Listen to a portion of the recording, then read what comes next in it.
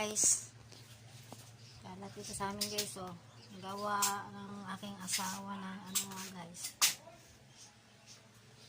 Kinabitan niya ng ano to gang rinsod.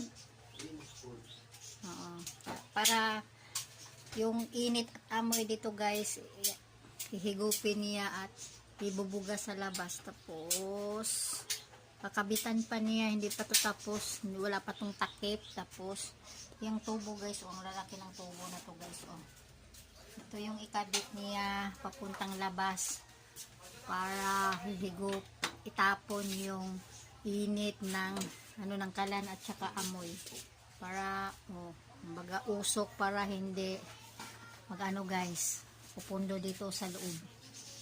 Para ano, tsaka nagkabit pa rin siya guys ng yung ano ng water namin guys.